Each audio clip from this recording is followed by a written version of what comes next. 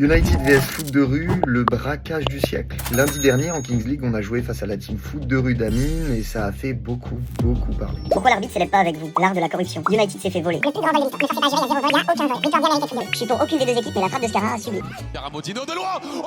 Ouais, c'est vrai. Du coup, est-ce que le foot de rue a réellement été avantagé? On va analyser ça tranquillement. Déjà, la toute première action du match, je pense que notre joueur aurait pu recevoir un carton jaune, ou dans tous les cas, que la VAR aurait au moins pu être checké. C'est quand même une grosse erreur, donc plus 2 de score mafia pour nous. 10 minutes de jeu, même si c'est pas flagrant à vitesse réelle, erreur d'arbitrage en notre faveur, puisque il y aurait dû avoir corner pour foot de rue. Petite erreur, donc plus 1 de score mafia. 18 minutes dans la phase de 1 contre 1, il y a une faute oubliée pour notre attaquant qui part au but. Lâche-moi, Michel, lâche-moi. Il siffle pas, l'action continue, et là par contre les fautes qui sont bien réelles pour foot de rue sont bel et bien sifflées, et au final l'action termine par un but pour foot de rue. 19e minute, on a la fameuse action qui change tout, et qui au moment du match vient amener beaucoup de tension. On va marquer un but très important qui nous permet de mener 5 buts à 3. Mais une fois que le but a été validé, finalement l'arbitre est rappelé par la VAR. Au final, l'arbitre juge une main au départ de l'action. C'est très cruel, mais en vrai, c'est peut-être une bonne décision au final. Un peu plus tard, notre ailier se fait toucher dans la surface. Mais après, est-ce que c'est suffisant pour siffler péno? Perso, je pense que oui, mais après, chacun peut avoir sa propre interprétation. Mais ce qui est dommage, c'est que là, par contre,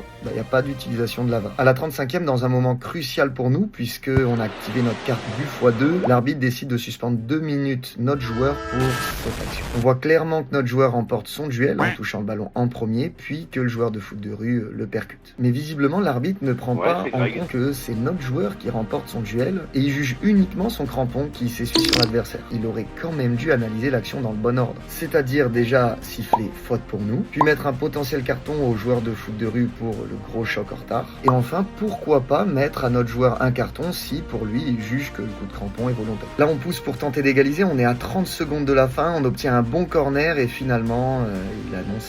Bon, à chaud, il est un peu dur à encaisser parce qu'on est mené au score, on est dans la période but contre double et clairement c'est une de nos dernières chances de revenir dans le match. Au final, bilan mitigé avec quand même un score mafia au-dessus pour l'équipe d'Ami. Non, plus sérieusement, c'est pas du nouveau dans le foot. Encore le week-end dernier dans le Classico Barça-Real, beaucoup de décisions ont fait débat. Il faut aussi se mettre à la place des arbitres. C'est des jeunes de 18-20 ans avec peu d'expérience qui se retrouvent d'un coup à arbitrer des joueurs pro ou semi-pro. Ça doit vraiment pas être simple. Imaginez un Scarra se présente devant toi, je me mets à leur place, il fait même flipper notre intendant. Il essaye de me perturber, mais il fait qu'on perturbe. Au final, ils sont quand même très investis et sans eux, il n'y a pas de compétition, donc merci à eux. Ce qu'il faut surtout retenir de cette soirée, c'est que c'est un match exceptionnel que nous ont offert les deux équipes. En plus, vous le savez, pour faire un grand match, il faut 2 grandes équipes, donc un grand bravo à nous et VAR de rue en tout cas.